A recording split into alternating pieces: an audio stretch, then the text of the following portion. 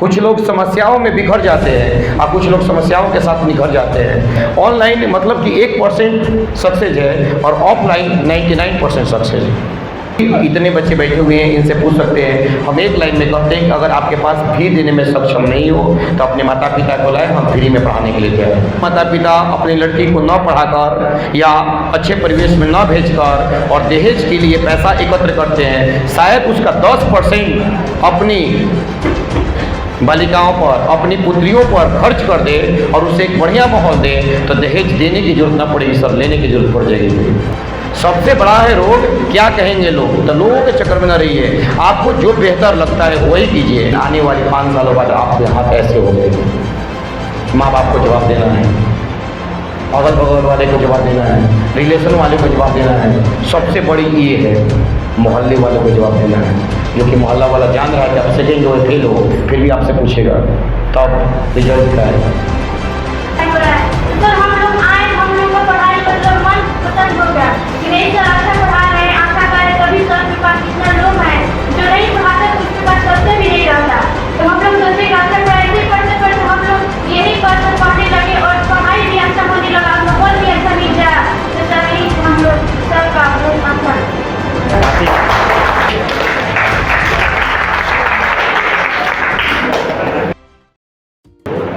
नमस्कार दोस्तों, मैं दिव्यांशु मिश्रा आपके समक्ष टीम आरा की ओर से।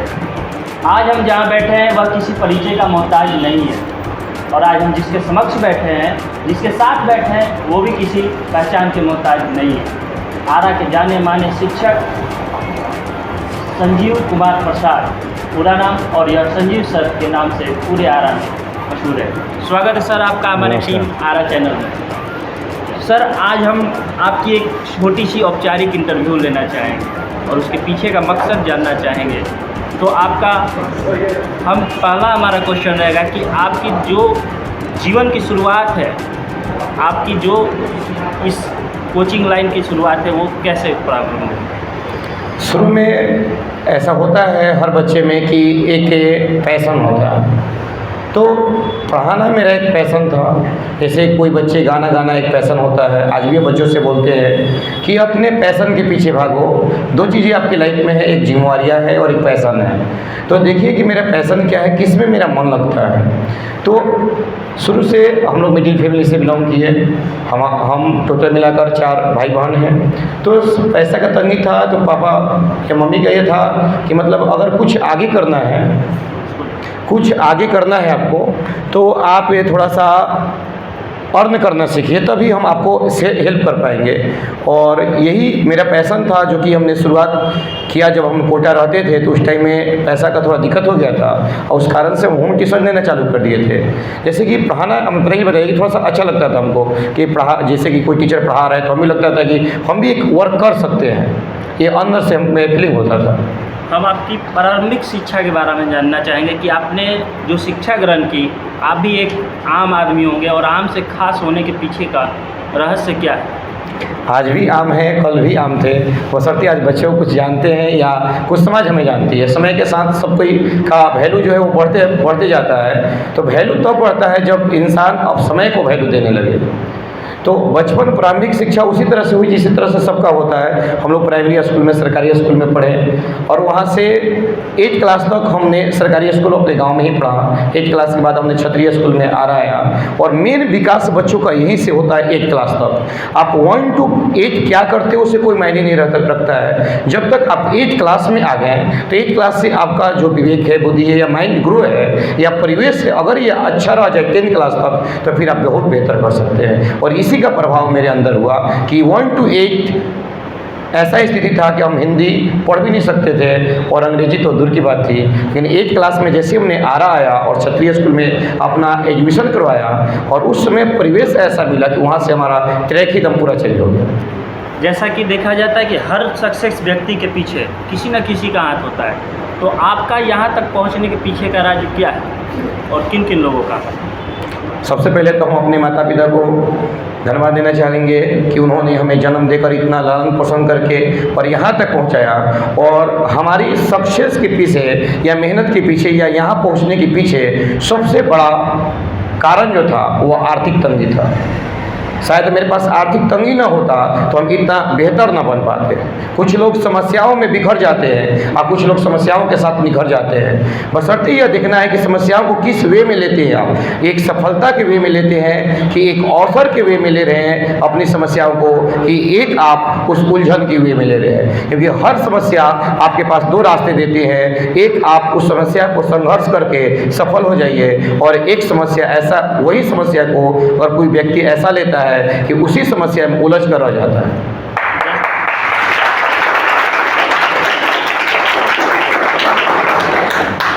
जैसा कि अब प्रायः देखते हैं कि 1 to 10 बच्चे पढ़ाई करते हैं सभी सब्जेक्ट में, तो आपने मैथ को ही क्यों चुना? अब इसे हम गॉड गिफ्ट कह सकते हैं सर, या कुछ भी कह सकते हैं। बचपन से ही मतलब मैथ में मेरा बहुत ज़्यादा मन लगता था। 6 क्लास की अगर बात मतलब शेयर तो नहीं करना चाहिए लेकिन कर देते हैं कि 6 क्लास में हम 5 पेपर का एग्ज़ाम दिए थे, 5 पेपर का। 5 पेपर में 4 पेपर में फेल थे, लेकिन मैथ में मेरा 98 नंबर आया था। तो जो एग्जामिनर थे वो फिर हमें बुलाकर और बोले कि आपका पेपर फिर से होगा, और फिर से जो पेपर हमने दिया तो 100 में 100 कर दिया। अच्छी बात है, लेकिन मैं ये जानना चाहूँगा कि जैसा कि बच्चे आज 10th के बाद साइंस लेते हैं, आर्ट्स लेते हैं, हाँ। पढ़ने के लिए बेंगलोर जाते हैं, कोटा जाते हैं, लेकिन अपनी प्रारंभिक शिक्षा, मूल शिक्षा जो है यही अपने पैतृक निवास जो घर होता है वहीं से पढ़ लेते हैं। हाँ सर, ये तो आज बेंगलोर और कोटा जो बच्चे जा रहे हैं तो मैथ और साइंस ही क्यों लें? पहली बात तो ये होगी कि बच्चे हैं वो बेंगलोर जाए या कोटा जाए या दिल्ली रहे या आरा रहे, पढ़ना तो उन्हीं को है। ये पहली बात है। ये इसे एकदम से थोड़ा डीपली बच्चे समझें कि जो हम कहना चाहते हैं कि आप कहीं भी जाए पढ़ना आप ही को है, शहर को नहीं पढ़ना है। हाँ, एक परिवेश आपको अलग मिल सकता है, या अब तो ऐसा हो गया है कि NCERT सिलेबस हो गया है कि हर जगह एक ही चीज़ है। तो आपने अभी देखा कि बिहार से भी सबसे टॉप किए UPSC में। तो इस तरह से ऐसा नहीं है कि हम बेंगलोर जाकर, दिल्ली जाकर, बम्बई जाकर या कहीं भी जाकर हम बेहतर बन सकते हैं। अगर बेहतर बनना हो तो हम एक छोटा गांव से भी बेहतर बन सकते हैं। ये हमारी सोच होनी चाहिए कि हम बेहतर करना है, बेहतर बनना है। ऑनलाइन का तो आजकल दुनिया है, आप ऑनलाइन कहीं से भी कुछ भी अर्न कर सकते हैं, ऑनलाइन कहीं से भी कुछ भी पढ़ सकते हैं। बशर्ते आपकी लालसा होना चाहिए, आपकी जिज्ञासा होना चाहिए, और ये आपकी धारणा होना चाहिए कि नहीं हमें यह करना है, कहीं से भी ये चीज़ को हम कर सकते हैं। अच्छी बात है, लेकिन आज जो हम देख रहे हैं, जो डिजिटल ज़माना आ गया है, हर एक बच्चे के पास मोबाइल है, यूट्यूब है, पढ़ने के कई संसाधन हैं, भारत सरकार के द्वारा भी कई चीज़ें उपयोग लाया जा रहा है। तो आज इस ऑफलाइन के क्लास में और ऑनलाइन के क्लास में क्या फ़र्क आपको नज़र आता है बच्चों के ऊपर? ऑनलाइन जो क्लासें हैं वो केवल हम शिक्षा ग्रहण कर सकते हैं। ऑनलाइन में अपनी नैतिक या कह सकते हैं कि संस्कार नहीं डेवलप कर सकते हैं। ऑनलाइन एक ऐसा चीज़ है जैसे कि आप एक कंप्यूटर की तरह बन सकते हैं, यानी हर चीज़ का ज्ञान तो है लेकिन उसका यूज करना नहीं सीख सकते हैं। ऑफलाइन एक ऐसा परिवेश है जिसमें आप फिजिकली पढ़ने आते हैं, उस परिवेश में बैठते हैं, अलग अलग बच्चों से, माहौल से आप परिचित होते हैं, आप एक नया परिवेश क्रिएट करते हैं, और ये आप देखते हैं मतलब फिजिकली रूप से कि ऑनलाइन जो है वह केवल हमारे माइंड को ग्रो कर सकता है, लेकिन ऑफलाइन हमारे माइंड और परिवेश दोनों को ग्रो कर सकता है। इसमें बहुत ज़्यादा अंतर है। ऑनलाइन मतलब कि 1% सक्सेस है और ऑफलाइन 99% सक्सेस है। सही बात है, ऑनलाइन सक्सेस नहीं है, ऑफलाइन सक्सेस है। अभी बताइए कि अगर कहीं जाते हैं घूमने के लिए, मान लें कि हमने आगरा जाना है, हमने घूमने के लिए एग्जाम्पल की तरफ लेते हैं, तो अगर हमने जब घूमने के लिए गए तो उस बातें हमारे दिमाग में फिगर में इस तरह से बन जाती है कि पूरा लाइफ टाइम तक याद रहते हैं। लेकिन अगर हम मूवी या कोई भी चीज़ देखते हैं तो आज देखे कल हम भूल जाते हैं। हो सकता है कि उसका डायलॉग, जो भी चीज़ मूवी का सीन है वो कुछ दिन तक ही याद रहे। जैसे अभी पीछे 2 मंथ पहले मूवी आया था पुष्पा ना, पुष्पा नाम सुनकर फ्लावर समझा गया, तो ये सब क्रेंज है, ये कुछ दिन तक चलता है, ख़त्म हो जाता है। लेकिन वही चीज़ें जब हम ऑफलाइन में कर लेते हैं ना तो पूरा लाइफ टाइम तक हमारे माइंड में छप जाती है। तो जो बच्चे ऑफलाइन क्लास पढ़ते हैं तो उनका जो माइंड है वह एक तो डिजिटली प्रूफ हो रहा है, आगे इनग्रो कर रहा है, और साथ ही साथ उनका फिजिकली भी जो है वो भी ग्रो करता है। अब हम आपके यहाँ काफ़ी बच्चे हमें दिखाई प्रतीत हो रहे हैं और काफ़ी टैलेंटेड भी दिख रहे हैं, तो कोई यदि क्वेश्चन पूछना चाहता है तो पीछे या आगे से, फिर मैं अपने क्वेश्चन को रखूँगा सर के सामने। ट्वेल्थ के बाद किस चीज़ की तैयारी करनी सबसे अच्छी होती है? नीट या यूपीएससी? अगर आप साइंस के छात्र हैं तो आपके लिए जेईई मेंस सबसे बेहतर रहेगा, क्योंकि जेईई मेंस जो है वो आपका ट्रैक है। अगर आप यूपीएससी करना चाहते हैं तो आपको पता होना चाहिए कि सबसे पहले आपको ग्रेजुएशन क्वालिफाई करना पड़ेगा। इसलिए आप आईएससी के छात्र हैं तो पहला अटेम्प्ट कीजिए कि जेईई मेंस का एग्ज़ाम दीजिए। आईएससी के बाद आईएससी अपेयरिंग में ही उसका फॉर्म भराता है, उसके अपेयरिंग टाइम में फॉर्म भरिए और आपको 2-3 चांस मिलेगा एग्ज़ाम देने के लिए। अगर उसके बाद आप वहाँ से सक्सेस हो जाते हैं तो आगे बढ़िए, और नहीं तो अनसक्सेस होते हैं तो फिर एक बार आप बीपीएससी और यूपीएससी की तरफ अपने रुख को मोड़िए, क्योंकि बीपीएससी और यूपीएससी लाइफ का सबसे बड़ा एग्ज़ाम होता है यूपीएससी, जो कि भारत सरकार की सबसे बड़ी एग्ज़ाम होती है। नेक्स्ट और कोई? सर, खुद का टैलेंट कैसे पहचाना जाए? तो अगर आपके अंदर कोई हुनर है या कोई जज्बात है या कोई बात है तो आपके दिमाग पर छवि बना कर रखती है।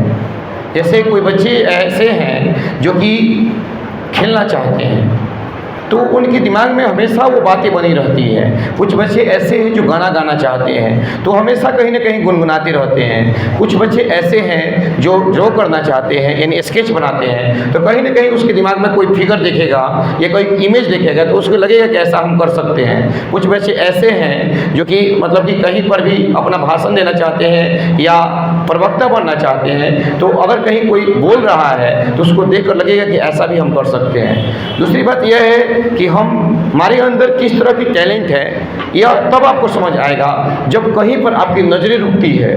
नज़र इंसान का वही रुकता है जहाँ उसका लगाव होता है। तो अगर आपके पढ़ाई में नज़र रुक रही है तो आप समझिए कि आप वहाँ से आपको रुझान है। अगर आप कहीं सॉन्ग सुन रहे हैं वहाँ आपकी नज़र रुक जाती है तो समझिए कि वहाँ आपकी रुझान ज़्यादा है। या कहीं आप मूवी देखते हैं और उसका एक्टिंग अपने अंदर लाते हैं तो समझिए कि वहाँ आपका रुझान ज़्यादा है। क्योंकि इंसान वही रुकता है जहाँ उसका रुझान होता है। और सबसे हमने पहले ही बात कहा है कि आपको जिस चीज़ में मन लगने लगे तो वो चीज़ आपके लिए पैशन बन जाता है, वही आगे चलकर आपका टैलेंट बन जाता है।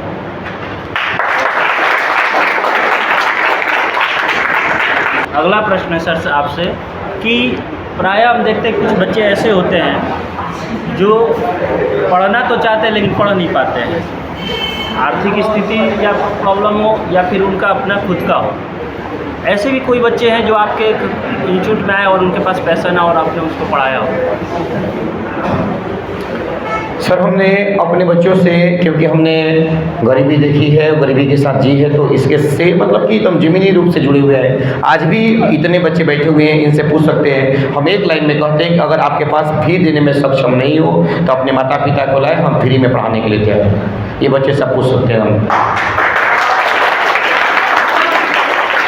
क्योंकि सर गरीबी ऐसा चीज़ है कि मजबूर कर देता है पढ़ने के लिए। बहुत सारे ऐसे भी बच्चे हैं कि जो कि कार्ड लेकर आते हैं, पिछले साल के भी हम देखते हैं कि वो कार्ड पिछले साल का भी है, फिर भी हम छोड़ देते हैं कि जाने दीजिए, पढ़ लीजिए। शिक्षा ग्रहण करना सबसे बड़ी बात है। आज अगर वो फी दिए भी ना भी या कम फी देकर भी पढ़ सकता है तो आगे चलकर कुछ बनेगा तो कहीं ना कहीं अपने दिल में हमको तो रखिएगा। ऐसा बड़ी बात है।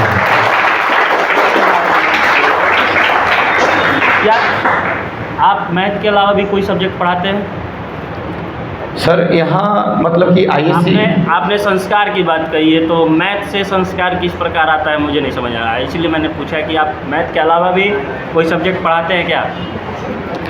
मैथ एक ऐसा जनरेशन है या मैथ एक ऐसा कुंजी है जो सीख ले तो उसके अंदर संस्कार, फिजिक्स, इतिहास, भूगोल सब आ जाएगी। लेकिन ऐसा कोई बच्चा ना हो जो मैथ में तेज हो और किसी सब्जेक्ट में कमजोर हो। ऐसा संभव है क्या? कभी संभव नहीं सर। तो मैथ हमारी गणित ऐसा सब्जेक्ट है जो हमारी हर पहलू को जोड़ प्लस माइनस सिखाता है। अगर जो बच्चा पढ़ने में तेज हो गणित में, वह संस्कारी भी होगा क्योंकि उसको पता है कि कहाँ प्लस माइनस का सिंबल लगाना है, अपने माता पिता के साथ किस तरह से व्यवहार करना और किस तरह से नहीं करना है, ये सब चीज़ें। और बात हम अगर 40 मिनट क्लास हो तो 10 मिनट कम से कम तो संस्कार के बारे में बच्चों को बताते हैं कि कैसे रहना चाहिए, कैसे नहीं रहना चाहिए। हम बार बार कोई बच्चा अगर तेज भी बनता है बहुत ज़्यादा तो कहते हैं कि तेज बनना बहुत बड़ी बात नहीं है, संस्कार आपके अंदर होना चाहिए बस। अच्छी बात है।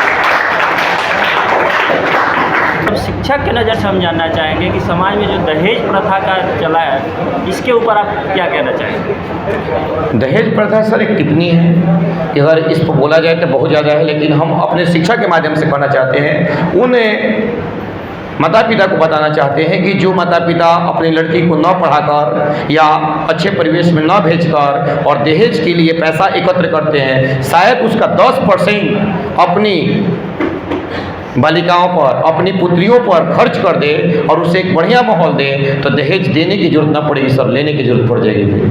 क्योंकि अगर वो 10% ही उन पर खर्च कर दे तो वह कहीं ना कहीं बच्चियाँ जो है बच्चों से पढ़ने में अच्छे हैं। यह मतलब कि बुरी बात मानने की नहीं है, इसलिए है क्योंकि वो चाहकर भी नहीं पढ़ पाते हैं। ऐसा हमारे परिवेश में अब तो नहीं ऐसा रहे, लेकिन अभी भी किसी किसी गांव में ऐसा परिवेश है कि बाहर स्कूल जाना मना है या कोचिंग जाना मना है या कहीं भी जाना मना है, लेकिन वो उसमें से भी 2-4% बच्चियाँ जो निकलती है वो इस कदर निकलती है कि फिर उसका कोई जवाब नहीं है। तो हमें यह गुजारिश है उन माता पिता से कि जो अपनी बच्चियों को दहेज के लिए पैसा एकत्र कर रहे हैं, मात्र उसका 10% अगर अपनी बच्ची पर खर्चा कर दे तो हम यह कहेंगे कि दहेज देने की जरूरत ना पड़ेगी, दहेज लेना पड़ जाएगा।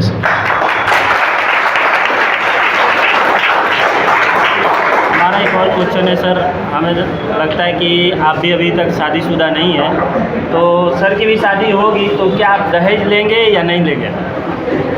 पहला तो सर एक ही है कि मेरे पास इतना वर्क हो चुका है सर कि इसके लिए भी टाइम हम मतलब कि मैनेजमेंट नहीं किया है। शादी के लिए टाइम नहीं नहीं, शादी के लिए बात नहीं है, तो एक परिवेश से आना ही है, आ जाएँ या कल आएँ, लेकिन अभी ऐसा कोई मतलब कि प्लान नहीं है, क्योंकि हमने जब गरीबी देखी है तो थोड़ा सक्सेस की तरफ बढ़ रहे हैं और बच्चों के साथ बढ़ रहे हैं, तो हम नहीं चाहते हैं कि बच्चों के साथ कोई कॉम्प्रोमाइज़ करे, क्योंकि मेरा बैच जो सुबह 5 बजे से स्टार्ट होता है तो शाम को 7-8 बजे तक कंटिन्यूस चलता है। 14 या 15 घंटा हम रेगुलर से पढ़ा लेते हैं और यही बात बच्चों को सिखाते हैं कि हमें देखकर कम से कम तो आप मोटिवेट होइए कि जब हम पढ़ा सकते हैं 14 घंटा तो आप पढ़ सकते हैं 12 घंटा। और यह हम कहते हैं कि सक्सेस कोई कुंजी नहीं है या कोई किस्मत नहीं है कि आपको मिल गया, आपने ताला खोल लिया। पढ़ते टाइम भी हम 12 घंटा पढ़ते थे और आज पढ़ाते टाइम भी 14 घंटा पढ़ाते हैं, तो आप कहते हो कि सर सफल हैं और सर की किस्मत है। मेरे साथ एक दिन रह कर देखिए तब समझ में आएगा कि सफलता कहाँ मिलती है, मेहनत के साथ मिलती है। आज जो मेरे साथ क्लासमेट थे तो उनको यह लगता है कि सर मतलब कि सफल हो गए और उनकी किस्मत थी। हम एक ही बात सर कहते हैं कि मेरे साथ एक दिन कोई झेल ले, उसके बाद समझ में आ जाएगा कि सफलता मेहनत है कि सफलता किस्मत है। सर का कहने का अर्थ है कि अगर सफलता हासिल करना है तो शादी नहीं करें। नहीं सर, ऐसा नहीं है। हमने क्या बोला, परिवेश में आएंगे तो करना ही है। शादी आप करेंगे या नहीं? ये तो करना ही सर, तो हम कहाँ बोला कि नहीं करना है, तो जबरदस्ती वाली बात है सर। ये भी एक मानव जीवन का एक पहलू है। जैसे आपने स्टूडेंट बने, आप एक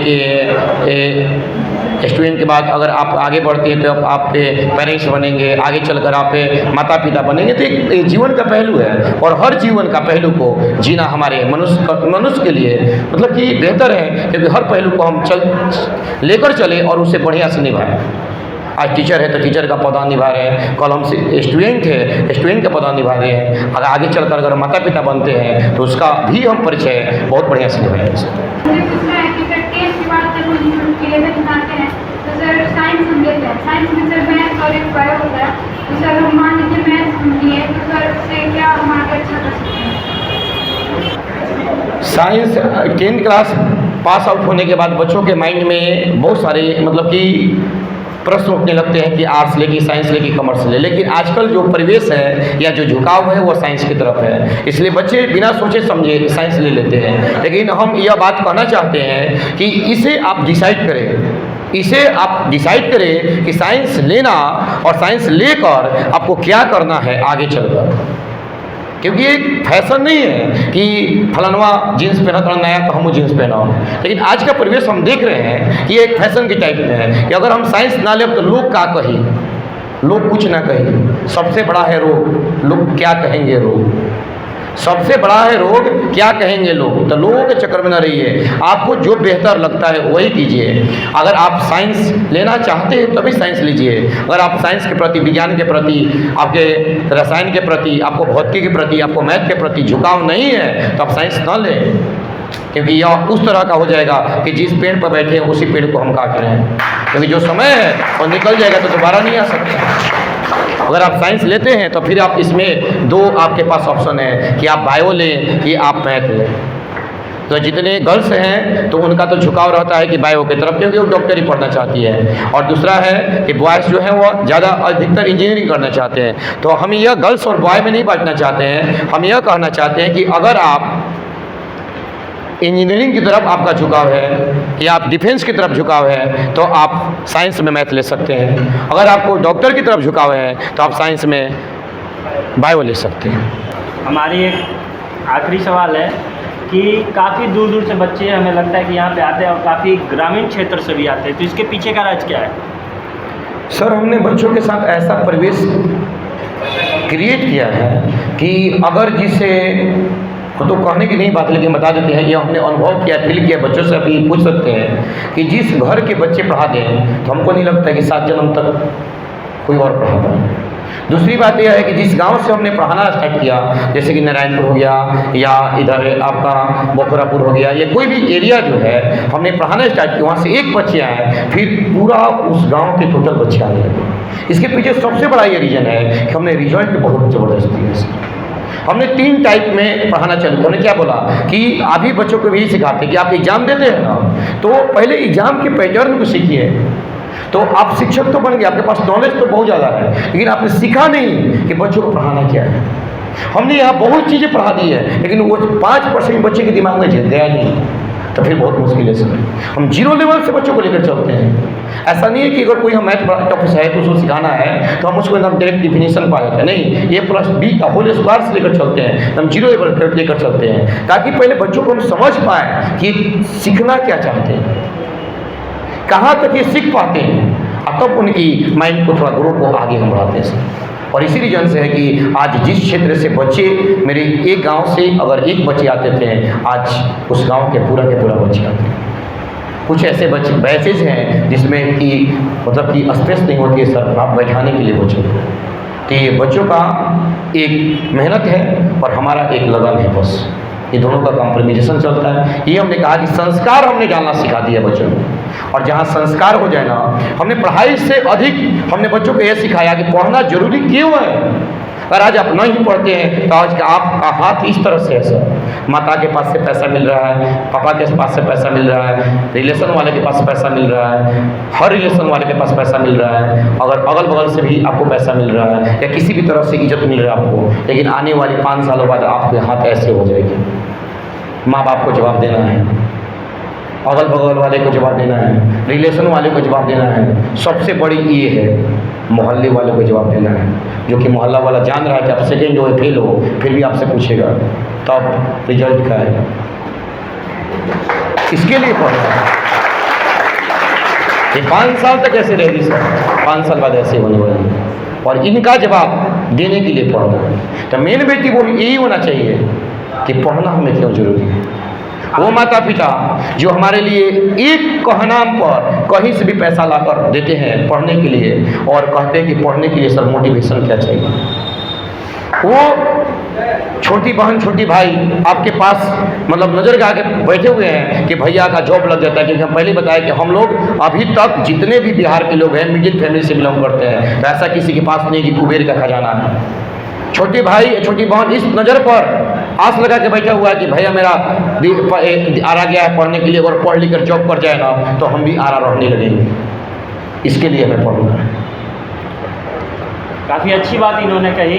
और हमारा सर आपसे एक आखिरी सवाल कि आपके पास बच्चे इतने सारे भरे पड़े हैं, इस चीज़ को आप कहाँ तक ले जाना चाहते हैं, आपका लक्ष्य क्या है इस चीज़ को लेकर?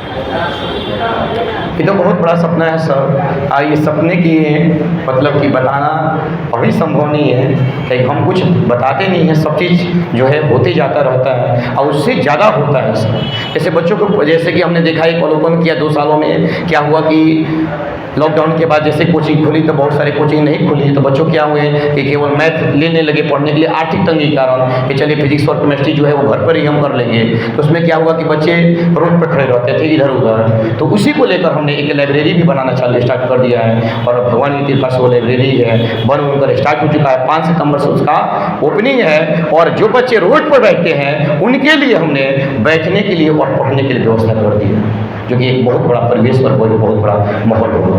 तो हम कह नहीं सकते हैं कि आगे हम क्या करने वाले हैं, जैसे जैसे ज़रूरत पड़ेगी उस ज़रूरत के अनुसार हम बच्चों के साथ काम करते चलेंगे। काफ़ी हमारे पास जानकारियाँ उपलब्ध हो चुकी हैं, फिर हम आपसे मिलेंगे, लेकिन उसके पहले हम यह जानना चाहेंगे जो भी यहाँ बच्चे बैठे हैं कि आपको कोई और ट्यूशन क्यों नहीं मिला, यहीं पर आप क्यों आए? सर ने तो अपना ओपिनियन रख दिया, आप में से कोई एक बच्चा बताए कि आप यहाँ क्यों आए? नमस्ते सर, मेरा नाम प्रियांशु कुमारी है। मैं पीरों के रहने वाली हूँ। मेरे पिता शिक्षक हैं। मेरे सर मैं जब मैं 10th पास की तो मेरे कहना है हम लोग मेरे माता पिता ने बोले कि पढ़ना है। लोग कहते हैं कि पढ़ना है तो जहाँ से नहीं शहर जाना पड़ता है, पढ़ना पड़ता है, तो वही लोग बोलते हैं कि शहर जाओ।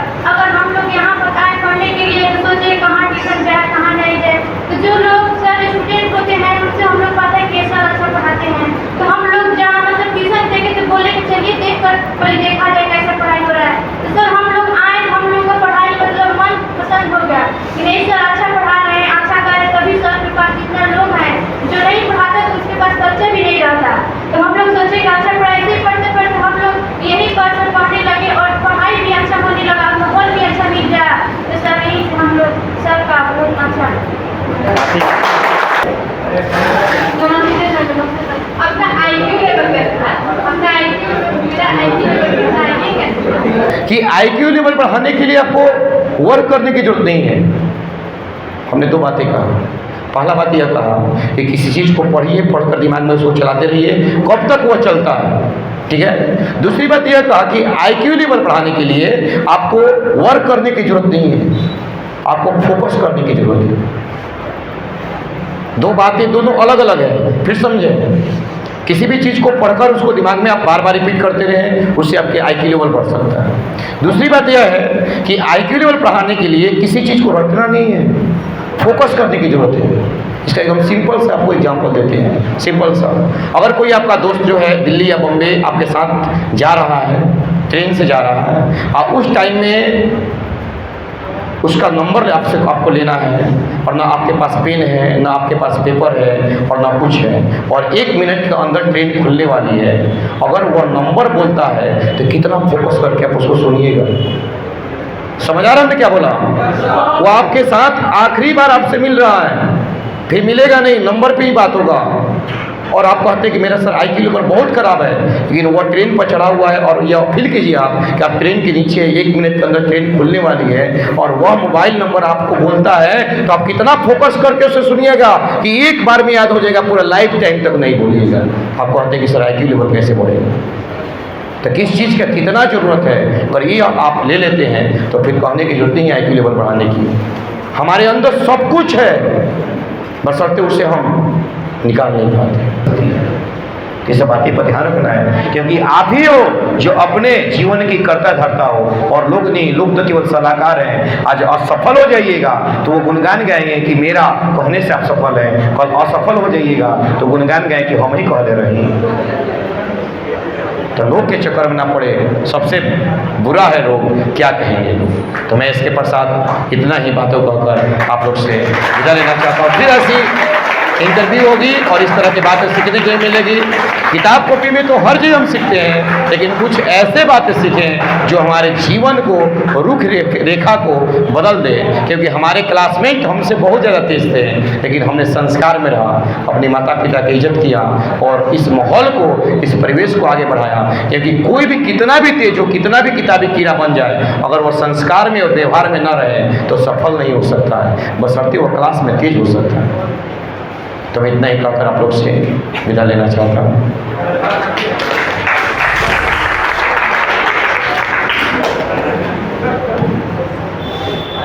बहुत बहुत धन्यवाद सर, आपने अपना काफ़ी कीमती समय दिया। और इसी के साथ टीम आरा आपसे विदा लेती है। फिर मिलेंगे किसी विशेष चर्चा पे, और आप सभी यूं ही बरकरार रहें, पढ़ते रहें और आपके सर इस संस्था को ऊंचाइयों और बुलंदी पर लेते चले।